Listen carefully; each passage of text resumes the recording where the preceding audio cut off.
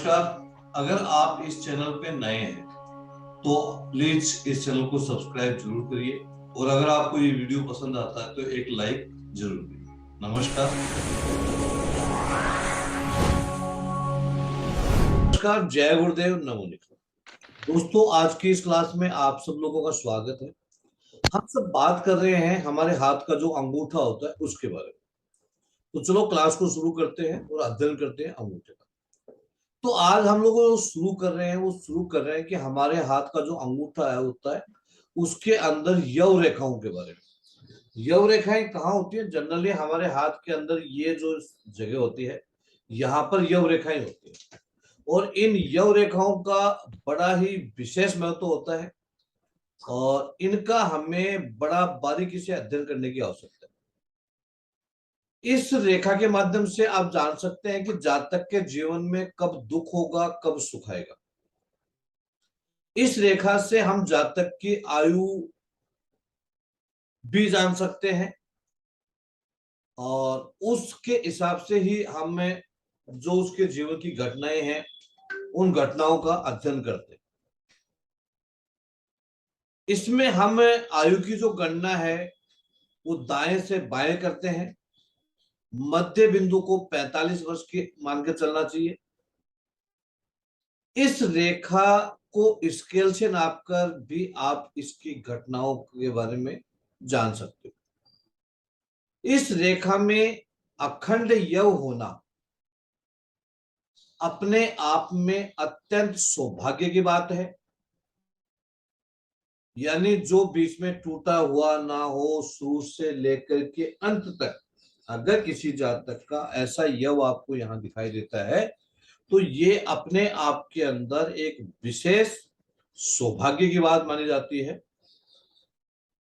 ऐसे व्यक्ति यव आकृति के अंतकाल में बिटवीन द स्पेस ऑफ, यानी हम एक तरह से ये कह सकते हैं कि सुखी और आराम युक्त जीवन जीने वाले इंसान होते हैं।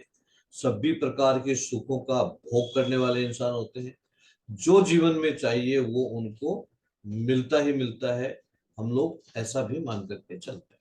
तो ये अपने आप के अंदर एक विशेष प्रकार का जो साइन है वो साइन ये माना जाता है। इस साइन का हमें बहुत बारीकी से अध्ययन करने की आवश्यकता है। यही समय मतलब इनके भाग्योदय का समय भी हो सकता है अगर ये एक अच्छा साइन है तो, जबकि इन्हें अल्प प्रयास में ही अधिक सफलता मिलती है। केवल लंबाई ही नहीं अपितु यव की आकृति भी अपने आप के अंदर विशेष महत्व रखती है और उसके अनुसार फलादेश करना चाहिए।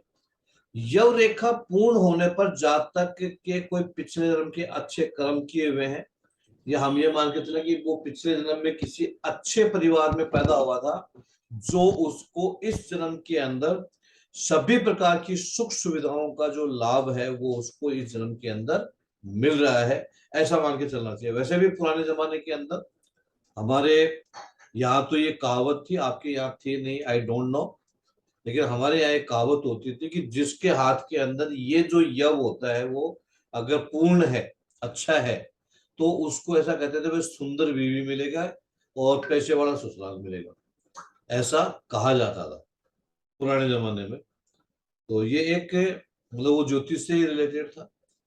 तो ये जो रेखा है यव रेखा, ये बड़ी स्पेशल रेखा है और ऐसे मान के चलो कि ऐसा व्यक्ति जिसके परिपूर्ण है, पूरी रेखा है, वो 26 से 27 साल की आयु के पश्चात में पूर्ण आनंद भोगता है, उसको सभी प्रकार का सुखों का लाभ मिलता है।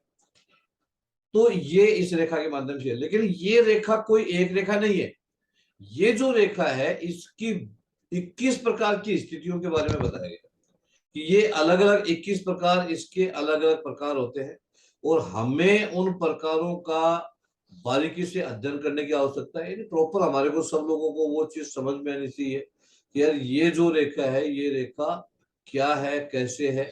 अगर ये रेखा हम उस हिसाब से समझ पाएंगे तो शायद मुझे ऐसा लगता है कि आप लोग जो है उसको ज्यादा बेटर तरीके से समझ पाएंगे तो ये कौन सी स्थितियां होती हैं, एक बार जरा मैं आप लोगों को दिखा देता हूं चित्र के माध्यम से।